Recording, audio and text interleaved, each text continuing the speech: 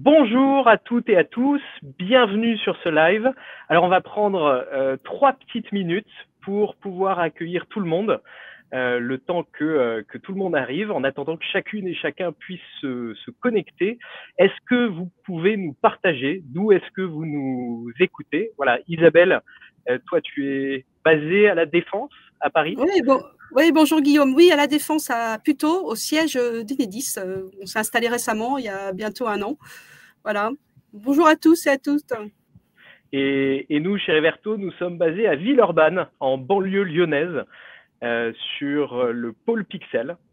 C'est la cité du cinéma à Lyon. Donc on vient du monde du cinéma et on est basé sur le pôle Pixel. Donc, et vous, de quelle ville est-ce que vous venez? D'où nous écoutez-vous?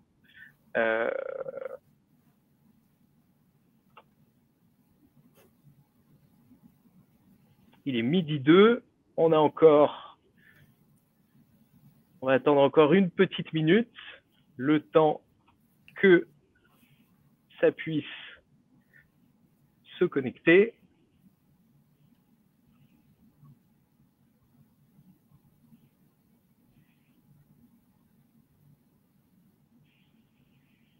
Bonjour Laurence. Ça y est, ça arrive. À l'écoute depuis Lyon. Tiens, des Lyonnais aussi, Lyonnais. Bonjour. Tours, oh là là. Depuis Paris. Des Parisiens. Bonjour Magali. Bonjour Laura, depuis Paris. Bonjour Laura. Beaucoup de Parisiens qui nous écoutent. Encore Paris, décidément. Ah, Nantes, Valence, ça y est. Commence à partir en région.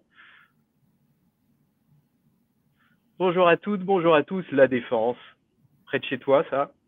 Ouais, c'est ça. Isabelle. Hop, allez, on va attendre encore 10 petites secondes et on va pouvoir... Slovénie. En Slovénie, bah dis donc, c'est un live international. Bonjour Marie-Christine. Enedis, c'est pas encore en Slovénie, mais bon. Lille, ça y est, au nord de la France. Bonjour à toutes et à tous. Donc bienvenue sur ce live LinkedIn. Bonjour Katia. Bienvenue sur ce live LinkedIn intitulé Prévenir le sexisme, comment Enedis s'appuie sur la réalité virtuelle. Donc pour ce partage d'expérience, nous avons le plaisir d'accueillir Isabelle Mention, chargée de mission diversité chez Enedis. Isabelle, ça fait 38 ans que tu navigues dans les services RH, dans le domaine de l'énergie, et ta dernière mission, pas des moindres, c'est de promouvoir la diversité au sein d'Enedis pour en faire un levier de transformation et de performance. Bonjour Guillaume, merci de m'accueillir sur ce live. Enedis est ravi de pouvoir participer à ce live pour promouvoir toutes ces actions sur la prévention du sexisme. Alors Reverto, pour ceux qui ne connaissent pas, c'est une solution de réalité virtuelle grâce à son fondateur, Guillaume, et qui donc sur la réalité virtuelle nous met un peu dans un monde de l'émotion, voilà, c'est ça qui est important, brise les stéréotypes aussi, et surtout permet, et on le verra après dans nos fonctionnements en interne Enedis, permet d'ouvrir la parole et les discussions, et c'est ça qui est important en interne sur la prévention du sexisme. Donc la promesse de ce live, vous partagez l'expérience et les bonnes pratiques d'un premier déploiement réalisé sur 3 ans. Chez Enedis, là, on prend vraiment du recul, c'est chouette, et vous présentez aussi quelques chiffres d'impact. Donc, on démarre, Isabelle, avec la première partie. Déjà, venir à la base, pourquoi, chez Enedis, la prévention du sexisme est un enjeu stratégique? Alors, Enedis, c'est une entreprise à mission depuis 2023 et pour nous, c'est un enjeu stratégique parce qu'on est convaincus, et je dirais même que c'est dans notre ADN, que la diversité et l'inclusion sont un modèle de cohésion sociale et sont notre force en interne. Donc, c'est pour ça qu'Enedis à ces actions sur la prévention du sexisme. On a aussi des enjeux très forts de recrutement, et ça c'est très important, hein, puisque aujourd'hui nous sommes dans une deuxième phase, on va dire, d'électrification pour Enedis et pour le pays, et donc on a presque 2000 recrutements en CDI de prévus en cette année 2024, 1800 alternants, enfin 1300 alternants aussi qui sont prévus. D'ailleurs, j'engage c'est les personnes qui sont intéressées par une alternance dans notre entreprise de se connecter sur notre site, et vous verrez qu'il y a beaucoup d'offres aujourd'hui. Et donc, l'intérêt aussi de cette diversité, c'est un souci de performance et de richesse. Et en effet, d'intégrer des femmes dans nos métiers techniques, c'est aussi un de nos objectifs. C'est pour ça que pour nous, derrière, il y a un enjeu sur la prévention du sexisme et de l'intégration des femmes dans ces métiers techniques et dans ce milieu technique. Il y a un challenge pour nous de performance qui est très important par rapport à tous les défis qui nous attendent demain. Vous avez un enjeu de féminisation des effectifs ? Oui, on a un enjeu fort de féminisation des effectifs qui est de 30% à l'horizon 2030 sur nos recrutements. Donc, c'est un enjeu fort de recrutement féminin. Et puis, nous avons aussi un enjeu sur un accord égalité professionnelle. Voilà, il faut savoir que Enedis, c'était 15% de taux de féminisation en 2008. Aujourd'hui, nous sommes à presque 27% à fin 2024. Donc, on voit les efforts, on voit tout ce qui a été fait par rapport à ces dernières années par rapport au taux de féminisation. Il y a un enjeu parce qu'on a un enjeu de féminisation comme dans la société des métiers techniques, comme je disais tout à l'heure, par rapport à l'évolution de nos entreprises et de nos sociétés. Donc, voilà. Et puis, on a aussi un accord égalité professionnelle qu'on a signé récemment, alors signé par l'ensemble des organisations syndicales et notre présidente du directoire, Marianne Legnaud, où on a des axes forts aussi sur le taux de recrutement et de féminisation. Et donc, dans cet accord EGAPRO, il y a notamment le déploiement d'une solution Reverto, mais vous avez aussi d'autres solutions. Il y a tout un panel de choses qui sont mises en place. Et je crois que ce qui est important, c'est la tolérance zéro. Voilà. Je crois que tu l'as bien rappelé, Guillaume, et ça, c'est notre leitmotiv, c'est tolérance zéro à Enedis sur toute forme de discrimination, et donc, et d'autant plus sur le sexisme. C'est pour ça cette prévention du sexisme. Et dans notre nouvel accord, on a un axe très fort qu'on a inscrit, qui est donc agir pour lutter contre le harcèlement sexuel et les agissements sexistes. C'est-à-dire que c'est vraiment un axe de notre accord. C'est écrit noir sur blanc aujourd'hui dans cet accord, et donc la solution Reverto est un des leviers, il y a un des axes qu'on a envisagé justement, et on le verra après, pour continuer à déployer la solution. Mais on a aussi d'autres axes de travail, comme on fait déjà depuis plusieurs années, c'est-à-dire il y a tous les axes de formation, de e-learning obligatoire. Aujourd'hui, il faut savoir que on a un e-learning sur le harcèlement sexuel et agissement sexiste qui est obligatoire, que tout nouvel arrivant à Enedis doit suivre. Donc, on a une volonté forte d'agir sur cette prévention du sexisme, et donc c'est aussi, on le verra en termes d'organisation dans l'entreprise, on a des référents sexistes, soit employeurs, soit organisations syndicales, justement, qui permettent de traiter, comme si on avait des sujets à traiter par rapport à cette prévention, à ce sexisme, à ces actes, ces agissements sexistes. Merci Isabelle.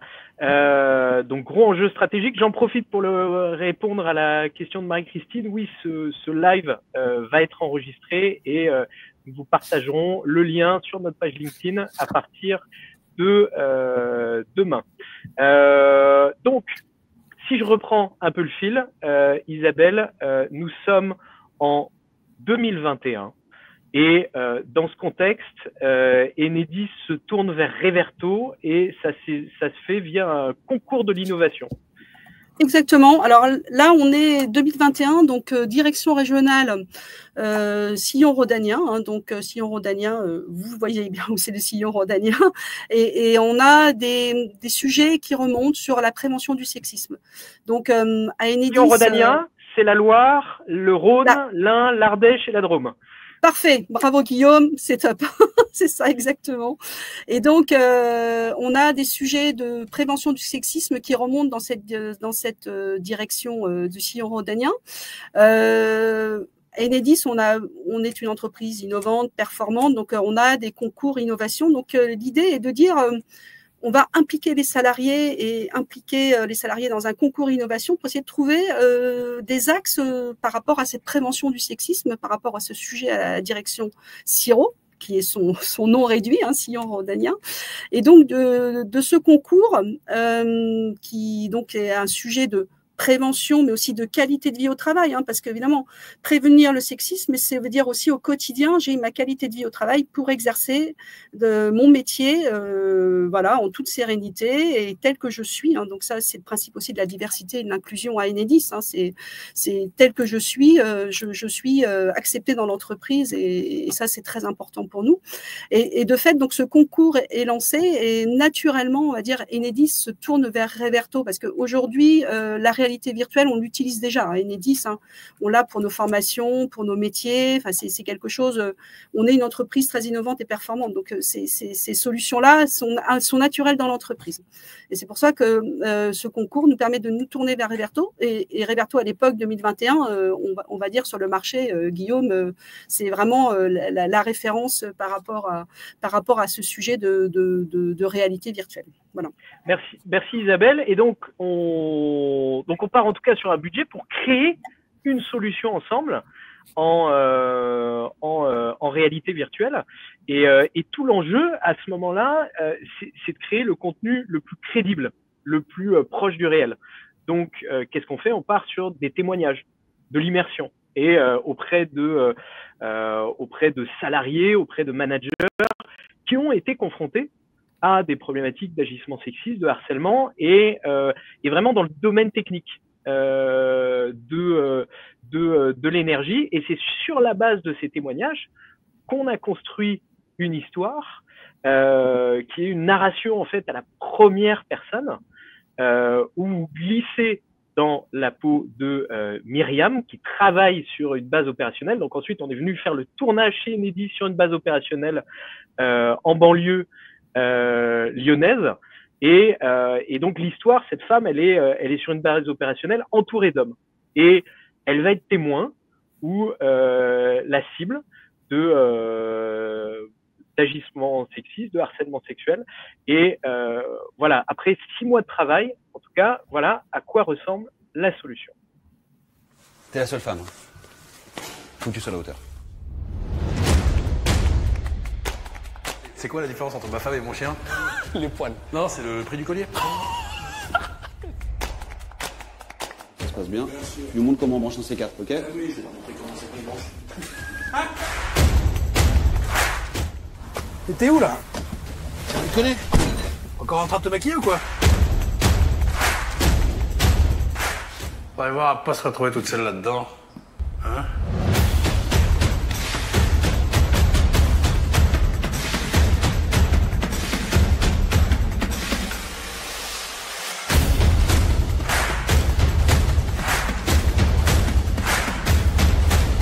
Oh, je vous avais dit de pas prendre des gondesses, hein. C'est des nids en merde, ça. Hein.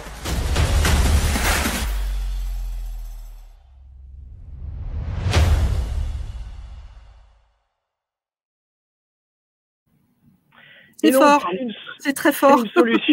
C'est une solution, ça ravive des souvenirs. C'est une solution qui dure 12 minutes, où pendant 7 minutes, on se glisse dans la peau de Myriam, qui travaille sur une base opérationnelle.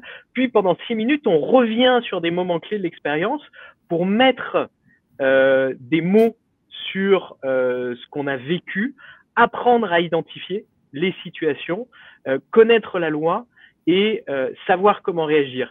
Isabelle, est-ce que tu te souviens, est-ce que tu peux nous partager la première fois que tu as visionné, toi, cette solution, comment ça s'est passé, est-ce que tu as ressenti? Écoute, moi, quand je suis arrivée à la mission, enfin, le département diversité, c'est assez récent, puisque c'est à l'été 2024. On m'a parlé de la solution Reverto. Donc, tout ce qui est objet informatique m'intéresse, donc je me suis dit tiens, il faut que je m'intéresse à ce sujet-là. Et donc en effet, j'ai pris en charge ce sujet et j'ai donc visionné ces 12 minutes. Alors moi, à chaque fois, c'est vrai que je suis quelqu'un qui est sensible, hein, voilà. Et donc, c'est vrai que ces 12 minutes, je suis sortie, enfin, c'était très fort émotionnellement. Hein, c'est vrai qu'on a même des moments, on aurait presque pu se dire que c'est insupportable, quoi. Voilà, c'est très fort émotionnellement. Il y a une prise de conscience. C'est-à-dire qu'on est à la place de la personne, et ça, je crois que c'est un point très, très important, c'est-à-dire de se dire, mais ce ressenti permanent que l'on a à travers tous ces agissements, émotionnellement, c'est très, très fort. Ça ouvre aussi des questionnements, des prises de conscience, hein, c'est-à-dire que aujourd'hui, peut-être que des mots, des gestes nous semblent anodins, mais ne le sont pas. Et je crois que c'est là où le point est très important, c'est cette prise de conscience de ce que l'on peut dire au quotidien, de la façon dont on peut agir au quotidien. Et cette solution Reverto sur cette prévention du sexisme, vraiment est très forte pour cette prise de conscience et pour surtout réaliser l'impact de nos faits et gestes. Ok, merci Isabelle. Alors, chose importante à souligner, cette solution ne se visionne pas seule dans son coin, mais ça se fait sous forme d'atelier de 6 à 12 personnes. Et justement, voilà, c'est l'occasion de convier Mariem. Mariem, merci d'être là. Donc, tu es référente handicap et absentéisme chez Enedis. Tu fais partie de l'équipe prévention, santé et sécurité à la direction des services supports. Et tu as fait des ateliers avec cet outil de réalité virtuelle auprès de plus de 700 salariés. Tu as sillonné la France avec les casques de réalité virtuelle sous forme d'ateliers. Est-ce que tu peux nous expliquer un peu comment est-ce qu'ils se déroulent ces ateliers? Comment est-ce que ça se passe? Merci Guillaume, bonjour à tout le monde. Effectivement, moi, au niveau de la DIRDES, direction des services supports, je me suis occupée de l'animation avec Reverto de pas mal d'équipes sur nos sites, comme vous l'avez déjà dit, à la Maille France, à la Maille 1. Et donc, du coup, qu'est-ce qui en ressort? En fait, c'est des ateliers où on avait la plupart du temps 8 personnes, entre 8 et 10 personnes. Donc, effectivement, on avait prévu des créneaux d'1 heure de temps et puis on avait quelquefois un peu de difficulté pour tenir l'heure parce que les débats sont une fois la parole lancée, parce qu'au début, c'est pas évident. Les premières prises de parole sont un peu difficiles parce qu'on sort d'un film avec plein d'émotions. Surtout pour certaines femmes. Et comme il y a aussi des hommes, quand le débat est lancé, ça peut aller très loin. Donc, sur l'heure, on était parfois obligé de recentrer les débats. Mais effectivement, c'est une solution qui plaît parce qu'effectivement, il y a déjà le premier aspect, c'est-à-dire l'innovation. On fait une sensibilisation pour la première fois via des casques de réalité virtuelle, donc c'est une découverte. Donc, ça plaît. Et puis, effectivement, je pense que par rapport aux salariés Enedis aussi, ce qui nous a plu aussi, c'est que c'était très proche de notre réalité terrain, sur une base opérationnelle, une population qui nous parlait beaucoup. Et effectivement, une fois le film visionné, les casques posés, le débat lancé, les gens n'osent pas y aller tout de suite.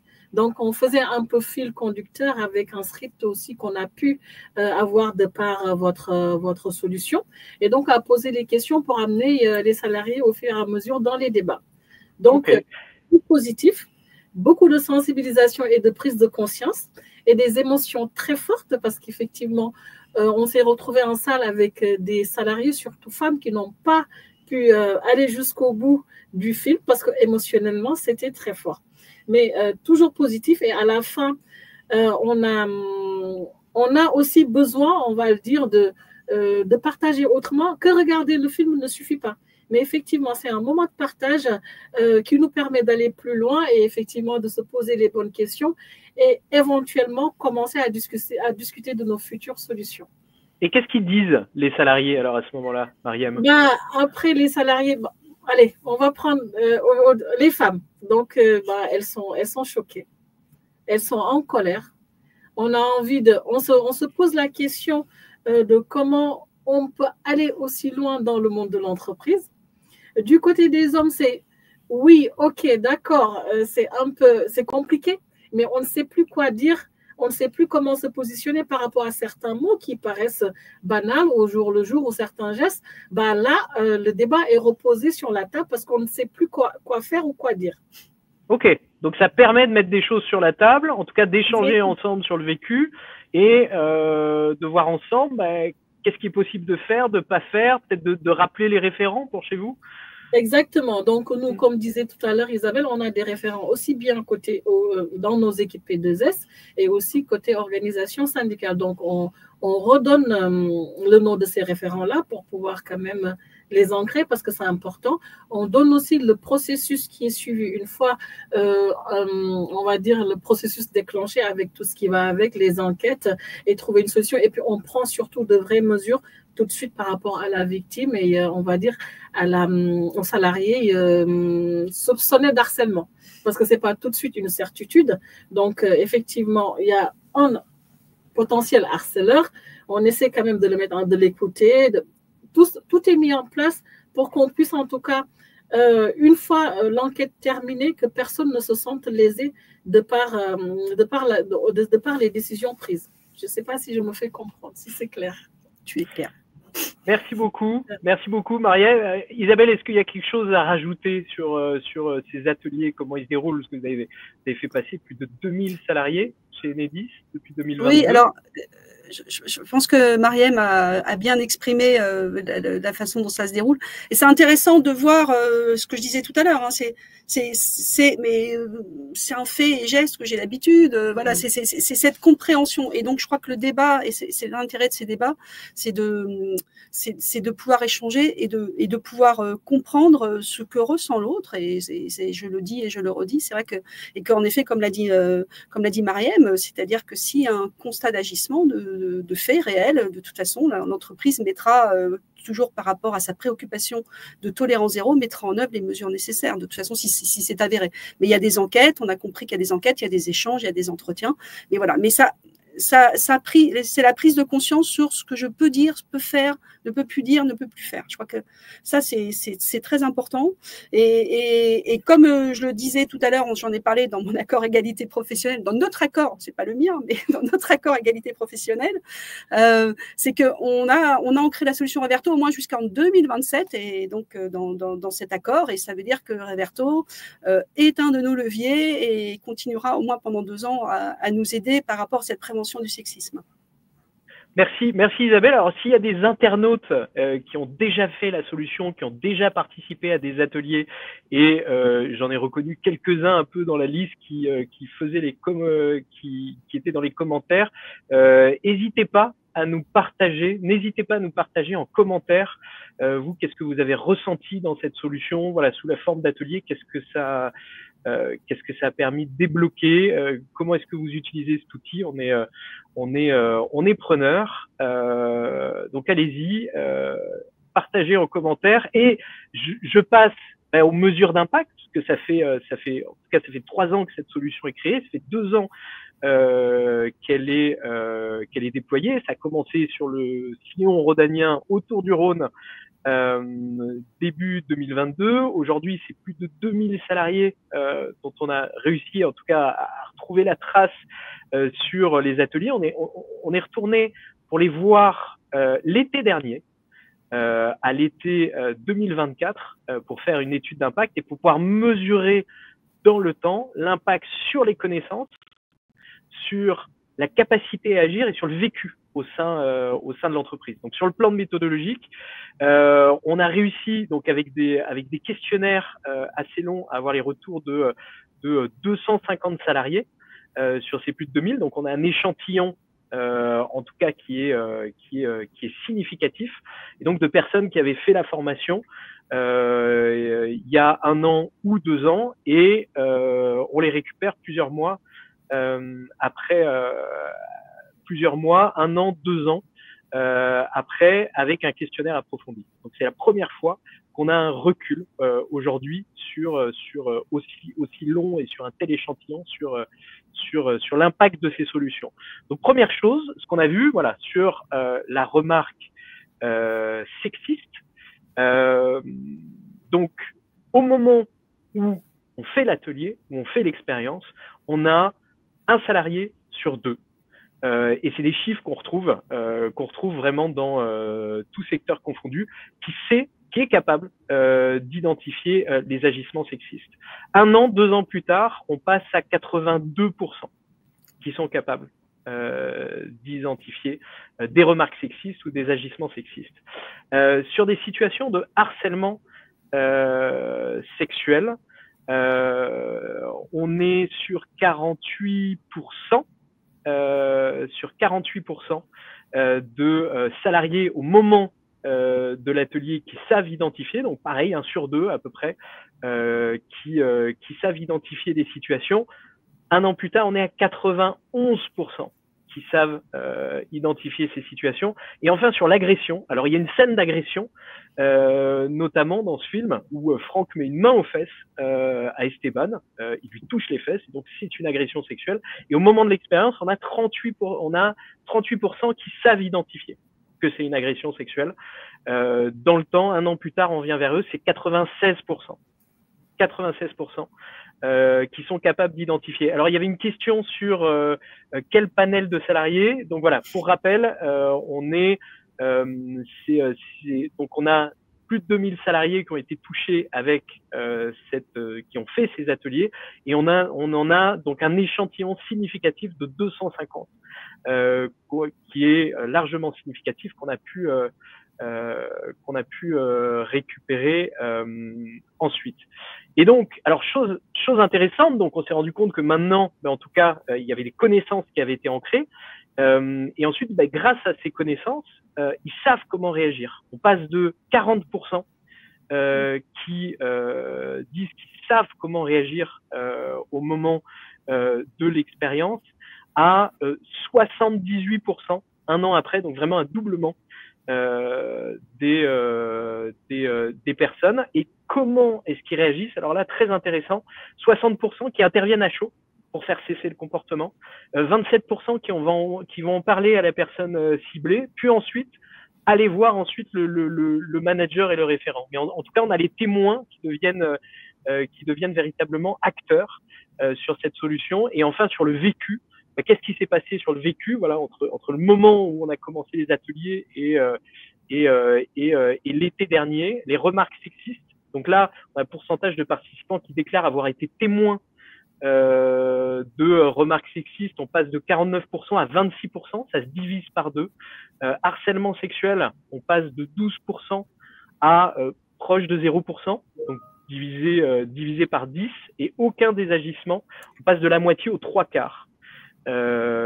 Qui sont témoins d'aucun agissement. Donc voilà, on voulait vous partager ces chiffres qui nous paraissent significatifs, importants.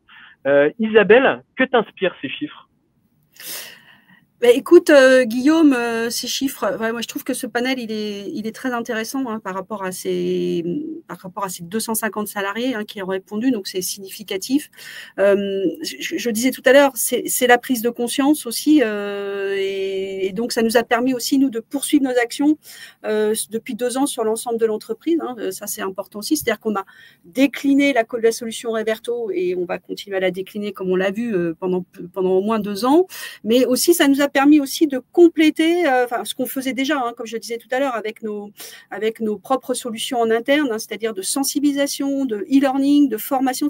On a une espèce de, je dirais, de pack prévention sexisme, voilà, si je voulais résumer, où on a ces outils, Reverto en est un, et parmi ces outils, et c'est un appui fort par rapport à nos actions et de sensibilisation et nos actions forte et de sensibilisation de nos salariés. Et ce que je veux dire aussi, c'est quand même la prise de conscience 2 ans après sur des points où les personnes réagissent qu'elles n'avaient pas peut-être envie de réagir ou ne pas oser ou ne pas penser à réagir. Ça veut dire qu'on a évolué, que l'entreprise, de manière globale, il y a une prise de conscience. Hein, donc, on peut avoir quand même une certaine fierté pour nous par rapport à ces chiffres et ces résultats. Et ce que je voulais dire aussi, c'est qu'on a eu récemment le baromètre sexisme, là où Enedis et EDF ont participé, le groupe EDF, et on a plus de 4 fois plus de salariés qui ont participé à ce baromètre sexisme cette année, c'est-à-dire que c'est tous les 2 ans. Donc, ça veut dire que ça marche, il y a de l'écoute, il y a de la prise de conscience, ça s'ancre, et c'est ça, je crois que le mot, il est fort, c'est s'ancrer, c'est-à-dire à la fois par Reverto, à la fois par nos actions, le baromètre sexisme, les formations, les e-learning, le manager, la proximité terrain, les équipes, et tout ça forme un pacte prévention sexisme chez Enedis qui marche. Voilà, aujourd'hui, on peut dire que ça, mais ce n'est qu'un début, donc voilà. Et donc, voilà, Guillaume, tu as le droit de me couper parce que je parle trop. Bien sûr, tu parles d'un panel de formation. Moi, j'ai une dernière question et ensuite, on va passer aux questions des internautes. Voilà, on va rester encore 15 minutes sur ce live pour répondre aussi à vos questions. Donc, tu parlais de différentes solutions qui existent à côté. Moi, ma dernière question, c'est qu'est-ce que la modalité réalité virtuelle, telle qu'on l'a construit ensemble, apporte par rapport aux autres modalités? C'est quoi vraiment la valeur ajoutée, la réalité virtuelle? La valeur ajoutée, c'est ce que je disais tout à l'heure, c'est le ressenti, c'était la prise de conscience, c'est d'être à la place d'eux. C'est-à-dire, c'est au quotidien ce que peut vivre une femme ou un homme d'ailleurs, hein, qui peut être victime d'agissements sexistes, parce que on est aussi à Enedis on est très vigilant par rapport aussi à toutes ces problématiques de genre. Hein, voilà, et on accompagne aussi des personnes qui sont en transition, et c'est important. Hein, ça fait partie de notre culture, donc ça peut être ou un homme ou une femme, voilà, qui est concerné par ces actes de sexisme. Et notamment dans la solution, voilà, on a Franck qui met une main aux fesses à Esteban. Voilà. On le voit comme témoin, donc il y a aussi, oui, ça va dans les, bien sûr. Voilà, la solution, on l'a intégrée, donc voilà, c'est très important aussi parce qu'il faut pas réduire le sexisme à un comportement d'un homme vers une femme. Hein. Je crois que ça c'est important et tout agissement est répréhensible, quel que soit le genre. Hein. J'insiste sur le sujet parce qu'il n'y ait pas de confusion par rapport à ça. Et donc, de fait, j'ai perdu ta question, Guillaume. La modalité réalité virtuelle versus les autres modalités, et tu disais la prise de conscience, les émotions. La prise de conscience, les émotions, d'être à la place d'eux et de se rendre compte que des faits, des gestes qui paraissaient anodins ont des conséquences et surtout ont des impacts. Enfin, ce que disait Myriam tout à l'heure en disant il y a des femmes qui ne sont pas allées jusqu'au bout. Parce que cette émotion, elle est très forte et ce vécu personnel, il est très, très fort. Donc, nous, aujourd'hui, je redis, notre souci à Enedis, on est une entreprise à mission, on favorise la diversité et l'inclusion. C'est une source de richesse pour nous et que chacun se sente bien dans son travail, quel qu'il soit. Et c'est la qualité de vie au travail qui est impactée et c'est très important. Merci Isabelle. Merci beaucoup pour ton partage. On peut en venir aux questions. Si vous avez des questions, alors. Oui, j'en vois une. Laurence, derrière cette prise de conscience, est-ce que vous mettez d'autres actions en place, notamment avec les managers? Oui, c'est le point que j'évoquais tout à l'heure, hein, c'est que Enedis, dès qu'on a dans une entité, parce que je vais pas dire une région, ça peut être une entité quelconque, et ça c'est important aussi parce que Reverto, on va le déployer aussi sur nos directions dits nationales, hein, qui sont pas nécessairement, qui sont pas concernées par le milieu technique. Donc ça veut dire qu'on a ce souci aussi de sensibiliser parce que le harcèlement et les agissements, c'est pas que dans les milieux techniques. Hein, on est parti de cette solution sur nos bases opérationnelles, mais notre souci, c'est aussi d'étendre à nos fonctions et nos directions nationales le déploiement de la solution Reverto. Oui, alors les managers, nous au quotidien, les managers sont très sensibilisés, puis surtout on est très réseautés. On a au niveau diversité à Enedis, et ça c'est important, c'est-à-dire que vous avez des chargés de mission diversité, on a des correspondants diversité, et donc ça veut dire que toutes ces personnes-là sont en support et sont en action pour faire remonter les actions, pour parler avec les managers s'il y a des situations. Moi, j'ai eu le cas dernièrement, on m'a contacté c'est récent, c'est début de semaine, voilà, où j'ai pris un rendez-vous avec la correspondante diversité. On va mettre des actions en place, on s'interroge, on regarde ce qu'on peut faire, et les managers sont impliqués. C'est-à-dire, comme on a, par exemple, Enedis fait régulièrement des quarts d'heure de prévention sécurité dans les équipes. Quand il y a des actes, des agissements sexistes qui se font jour dans des équipes, il y a le rappel du manager. De toute façon, le manager prend en charge le sujet et vient vers nous au niveau de la mission diversité ou du correspondant de diversité localement. Donc, on a un réseau très fort au niveau de diversité, correspondant, chargé de mission, qui permet justement d'échanger, d'aider les managers localement. Et ça, c'est un point très important. Et Mariem, les managers font partie des ateliers aussi? Bien sûr. C'est mélangé, bien sûr, oui. Quand on fait ces ateliers, on ne fait pas forcément la distinction, on va dire manager ou pas manager. On met tout le monde ensemble. Mais effectivement, un moment, quand on a fini de regarder le film, on demande dans la salle qui est manager. Et aussi, on en profite pour leur poser la question à savoir, est-ce qu'aujourd'hui, ils se sentent armés pour pouvoir traiter des situations d'harcèlement ou de sexisme au travail? Merci, Mariem.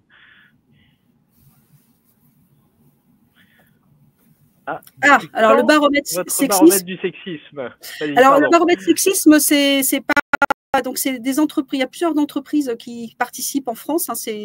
Alors, j'ai plus l'entreprise en tête. C'est Stop Sexisme, je crois, qui lance ça tous les 2 ans.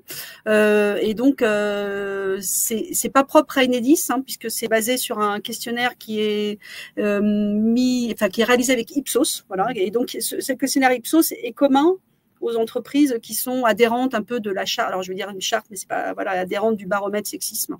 Et donc, ce baromètre sexiste a lieu tous les 2 ans, et ça a de l'intérêt parce que ça permet de voir l'évolution déjà des participants et aussi l'évolution des réponses qu'on a à travers ce baromètre sexisme. C'est encore un levier supplémentaire, on va dire, pour notre prévention du sexisme à Enedis.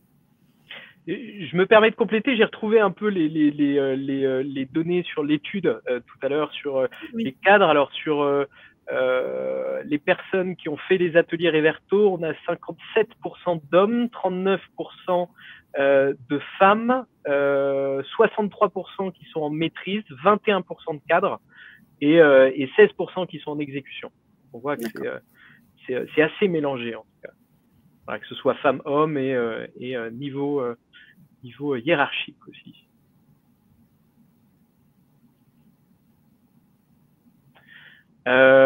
Isabelle, est-ce que je vois que le temps toi, est-ce qu'il y a d'autres choses que tu voudrais ajouter, nous partager? Ce que j'ai dit depuis le début, Enedis reste une entreprise de diversité et d'inclusion. C'est important pour nous, on l'a vu, tout ce qui a été mis en place et en travers la solution Reverto justement pour favoriser notre cohésion sociale. Et ça, c'est un point très important par rapport à notre mission de service public. Et surtout, ce que je veux dire aussi, c'est que la solution Reverto, donc, elle va continuer chez nous pendant 2 ans, au moins sur la partie du sexisme, voilà, et que pour nous, c'est un vecteur majeur dans notre lutte pour agir contre les agissements sexistes et harcèlement sexuel. Merci Lisa, merci à vous. Mariem, peut-être, merci beaucoup. Mariem, sur les ateliers, toi qui en as animé beaucoup, voilà, est-ce que tu as un conseil à donner peut-être sur l'utilisation de cet outil en déploiement, comment est-ce que ça fonctionne bien? C'est quoi un atelier réussi? Pour un atelier réussi, déjà, il faut pouvoir en tout cas faire préparer le matériel à l'avance, parce que ça, par contre, c'est nécessaire, parce que bon, on n'est pas à l'abri de quelques soucis techniques, parce que bon, c'est une solution qui passe aussi par nos réseaux d'entreprises. Donc, prévoir ce câblage-là pour ne pas avoir de surprise de jour J. Sinon, ce que j'ai rajouté, c'est vraiment une belle expérience. Il ne faut vraiment pas hésiter à le vivre. C'est extraordinaire. Merci Maria. C'est une super conclusion, ça. Merci beaucoup. Et tu disais sur le matériel, bon ben oui, Oui. il faut le préparer, il faut faire attention, etc. Voilà, une fois qu'il est préparé, on fait attention. Est-ce que tu as beaucoup de difficultés aujourd'hui à, non, une fois que c'est l'utiliser? parti, c'est parti. Après, il faut pouvoir tout mettre en route comme il faut, mais une fois que c'est parti, on n'a pas eu de difficulté. Après, bon, on a tout ce qu'il faut à disposition parce que nous, on faisait des ateliers toute la journée et on avait nos différentes prises pour pouvoir charger. Donc, c'est de l'organisation, mais il faut tout prévoir. Okay. Bon, et en tout cas, voilà, notez que vous le déployez de manière autonome. Exactement. En tout cas, on met l'outil à disposition et c'est vous qui ensuite déployez derrière. Et puis, il y a le service après-vente Reverto, si je peux me permettre.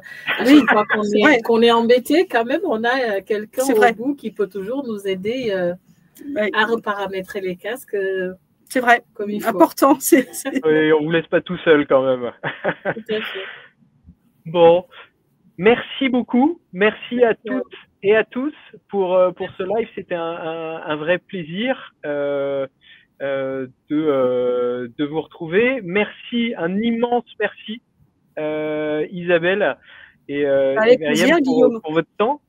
Et merci à Mariam aussi, qui nous a rejoints. Un peu, voilà, donc super. Pour votre temps ici. Bon après-midi à tous. Et voilà, le replay sera disponible à partir de demain sur notre page LinkedIn. Merci beaucoup. Merci. Bonne fin d'après-midi. Et à bientôt. Au revoir. Merci. Au revoir. T'es la seule femme. Faut que tu sois à la hauteur. C'est quoi la différence entre ma femme et mon chien? Les poils. Non, c'est le prix du collier. Ça se passe bien. Tu nous montres comment on branche un C4, ok? Oui, je vais leur montrer comment ça se branche. Mais t'es où là? Tu connais? Encore en train de te maquiller ou quoi? On va voir à pas se retrouver toute seule là-dedans. Hein?